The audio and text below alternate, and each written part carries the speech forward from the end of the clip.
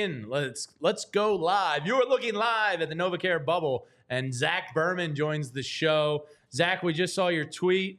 We'll talk about Nick in 1 second, but why don't you just update the people? No AJ, no Devontae, no Lane. Mekhi Becton has a cast on the hand and is practicing. What's your takeaway from the team out on the field here? Yeah, so the big news of course, it's the wide receivers, and that's what we're going to monitor throughout the week here is Devontae Smith. It's really out of the Eagles' hands. Concussion protocol. There's stages to that where you can progress through. Not out of the question that a player is back within a week for that, but it often takes more than a week. So we'll see. I think back the former Eagles trainer Rick Burkholder said, if you see one concussion, you see one concussion, right? And so they're not all the same, but we'll see how he progresses. A.J. Brown, it's going on to the third week here.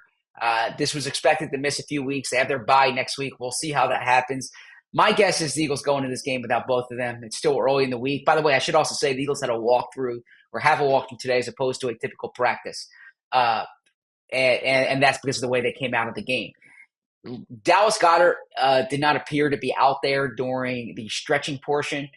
I probably wouldn't raise alarms to that right now. Early in the week, sometimes players, especially coming off of physical games, get backed off a bit. We'll see what happens there.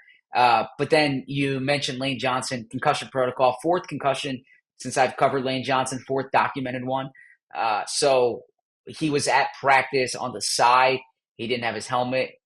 We'll see kind of how he progresses through. The fact that he was observing at practice could, in theory, be interpreted as a good sign. Mekhi Becton, like you mentioned, was in a cast, was practicing, and so he had that finger injury. We'll see how he looks, but the fact that he was stretching and practicing with the team should be a good sign. ZB, whether it's what Nick said or just your own analysis, what do you think that means for for Sunday when you have so many question marks for so many of your big players?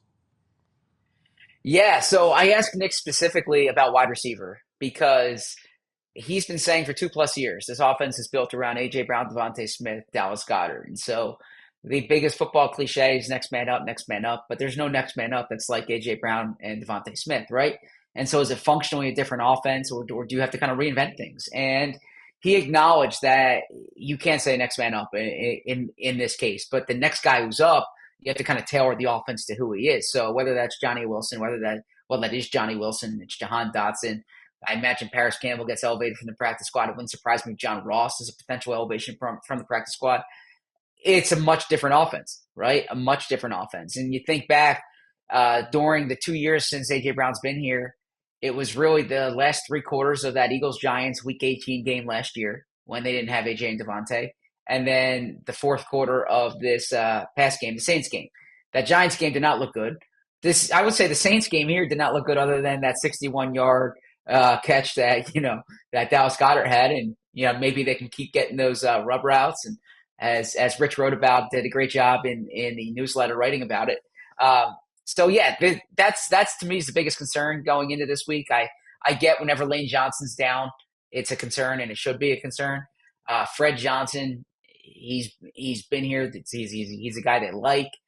He's not Lane Johnson, but he would be the starter if Lane doesn't play. But I'm curious to see what this offense looks like. My guess is it's like the 2021 offense on steroids in the sense that if you don't even have Devontae, they're running the ball with Saquon. They're passing the ball to Goddard. Maybe Dotson gets a pass here and there, but really you're looking at the offensive line and the ground game as the key.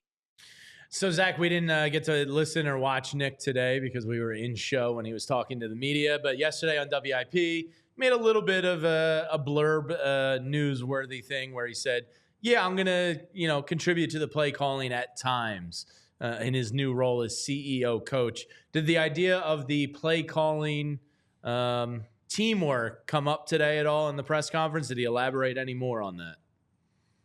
Yeah, it came up quite a bit. There are a lot of questions about that collaboration, and he compares it. He's football's a team sport, and he spoke in those terms. And I'm not dismissing what Nick said. I personally think this is an overblown storyline, and I'll get to that in a second. But to answer the question of what he said is that he's still like around the offense. He's not like he's not in charge of it, but they collaborate. I spoke to Kellen Moore yesterday.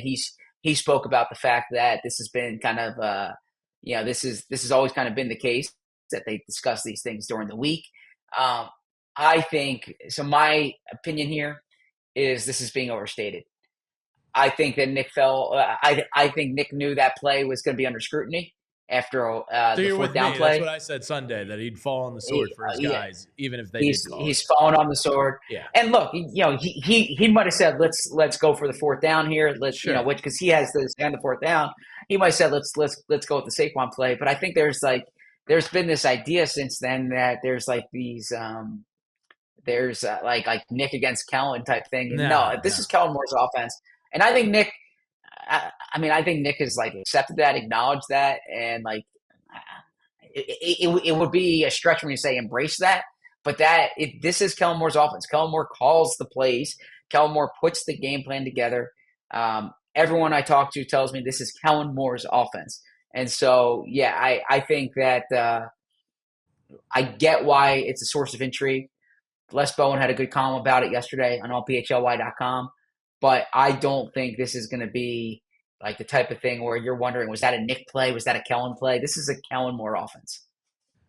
ZB, you mentioned Fred Johnson earlier, and I was talking to Jamie about the clip where everybody's saying, hell yeah, Fred, when he's talking about crying on the Saquon run. Can you kind of expand? I had no idea he seems like such a popular guy in the locker room, and really, like, why would I, right? Because he's been behind the scenes. But as somebody who's been around him for a little while, can you kind of expand on why that is the case? It seems like. Yeah, I appreciate the question. A likable guy, like a real gregarious personality. He's joking, he has fun back there, but also because of his story. So he's someone he kind of bounced around a bit. He was almost out of football, and he has said that Jeff Stoutland is the reason why he's still playing. Jeff Stoutland saw something in him. Jeff Stoutland made him believe that he was still an NFL player. He said he was on the verge of not playing anymore. And Jeff Stoutland, I spoke to Stout 2 weeks ago about it. And Stout spoke about how players need someone who believes in them, right? And he believed in Fred Johnson. And behind the scenes, he's someone who has really endeared himself within the organization. Nick Sirianni said back in August that Fred Johnson improved over the offseason as much as anyone on the team. Just to give you an example, he was a futures contract player 2 years ago, and he earned a contract extension during the preseason. And it was the first time he really had kind of that security. This was the preseason 2023. And then he continued to improve this past year to the point that he's their swing tackle now. But in terms of the personality, yeah, he's in the locker room. He's like, well, I mean, I don't want to compare it to Garrett Stubbs, but there is like he's value added in the room, and that's kind of the way that I would explain it. We will momentarily be saying goodbye to our Roku viewers, so everybody that was on that platform, thanks for checking in. Zach, we'll let you go in 1 second. But Sunday could be a foul weather game. Did Nick talk the effects of Helene are being felt all up and down Florida? I think Sunday projected thunderstorms. Can't control the weather, but did Nick have any 2 cents on playing in bad weather football games? Did he bring up any high school coaches or T-ball coaches that love foul weather games? Did he talk about that at all? So that did not come up today. Okay. Now, I didn't know if Coach Greg Dan Allman over in Haddonfield really loved, playing in the rain. So So I'm actually going to get to that in a second here, because I'm going to defend Nick Sirianni, because I know that's become a popular punching bag thing on talk radio. I'll get to that, okay? But no, I actually, the reports out of Tampa are that the weather's it's bad right now. It's gonna be bad the next 24 to 48 hours, but that it'll be clearing out by Saturday and Sunday, like the heavy stuff. So look, whenever the Eagles are in Tampa, it seems like it's raining. Yeah. But I know that sports writers, in addition to covering a team, also play doctors and meteorologists. on Sure. social media. I'm only going based on what like the Tampa reporters are saying, but the Tampa reporters are saying that it's going to clear out by then. Now, let me look. Nick doesn't need me to stump for him here, okay? But I do want to provide some insight on this, Yeah. because I think I've gotten to know Nick a bit over the past few years. Like he does this sometimes as a way of showing appreciation for people he feels like deserve appreciation, like using his forum to do it.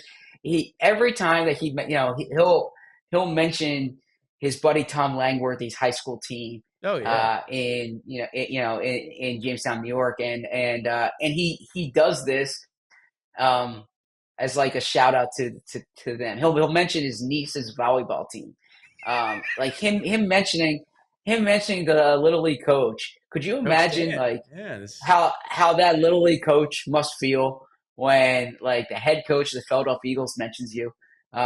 He's done this for the Haddonfield High School coach, and he's very he does he talks about connection, right? Yeah. And this is part of like what makes him. This is why players like him often, is because he has a real natural way of connecting with people, and one of the ways that he does it is he'll go out of his way to show appreciation for kind of people behind the scenes or people who don't get a lot of credit, and that's why he brings it up. He's not literally like saying like coaching the Eagles is like coaching his son's high school football, or I'm sorry, his son's little league baseball. But yeah, if by the way, he's looking for like coaching tips I should say coaching tips, that'll be taken the wrong way. He's looking for like different nuggets everywhere. Now the so what now what, like Jalen Hurts has used that expression multiple times. Like I don't think that's the first time Nick has heard that expression, but I think that he wanted to give some love to his son's little league coach, and I think that's awesome. And I have a story coming out either tomorrow or next week during the bye week. I got to figure out the right timing of it on allphly.com because I don't want him to get lost in the injury news, but I have to make sure that it's still topical. But a little gesture that he did behind the scenes that like went a really long way with some of the people in the building. And I pointed out because it becomes I know it's the easiest thing on talk radio to make fun of him mentioning a little league coach, but I think if you take a step back and you kind of look at why he does it, there might be more to it than like him actually turning to Coach Dan and saying like, all right, how do I motivate? What would you do here on 4th and 2, Coach Dan? I need some inspiration. Yeah, exactly. No, Zach, I mean, the reality of the situation is a large part of why he got this job was because of his emotional intelligence and kind of bringing people together. And whether it's falling on a sword for Kellen Moore or covering up that whatever it is, like he's an emotionally intelligent guy that knows how to, seed and sow relationships on personal levels. So it's not a bad thing, but it's a very funny thing to hear a week 3 press conference and Coach Dan from Haddonfield getting the shout out. Yeah, now you're absolutely right. Now let me say this. Now this isn't the Coach Dan thing, but he brings this up a lot with his high school friends. He'll mention high school players. Think about your buddies from LaSalle or your buddies from St. Joe's Prep, and say you're in a national spotlight one day, and you bring up you bring that guy up, right? Like what that would do for him. I was listening now. If I can mention another podcast, I was listening to Matthew Stafford interview on Part of My Take over the summer, and Real like he guys, mentioned, and he mentioned like the him and Clayton Kershaw get all this attention, but he's actually like the best athlete was this other guy. Sure. And how cool would it have been for that other guy? And so that's like I've literally spoken to people back in Nick Sirianni's hometown who absolutely love it and like appreciate that. And their interpretation of it is like, this guy hasn't gotten big time. This guy remembers exactly where he's coming from. And I think that's part of why he does it. It's awesome stuff. Nick will always be a polarizing figure in Philadelphia, as any coach of the team will be. ZB, great stuff. I'm sure we can read all about your news and notes and observations on allphly.com. And again, congrats on the book. I know how hard you worked on it. I know you're getting sick of the book pub, but it's a big week for the Berman family. It was awesome to see it come all together. So congrats again, man. It really means a lot. I am trying to promote the book as much as I can, but also, It's a fine I mean, line, by no right? means would I ever. Yeah, I don't want to ever compare myself to Jason Kelsey, but like, I don't want to get to the point where like people are like, all right, stop 150. mentioning this book, right? We get that you wrote a book, right? So but I am. It is available wherever books are sold, by the way. I just want to make sure that is clear. That's Zach, great You're work, not in the Zach. same ballpark as Kelsey right now. I know that. Trust me. If I am, I need to go to Vince's office right now and renegotiate my contract. So No, I'm talking about in terms of being overexposed. You're not in the same I know. Yeah, I got you. I appreciate it, guys. Thank All you. right, Zach. We all silly like the mayor.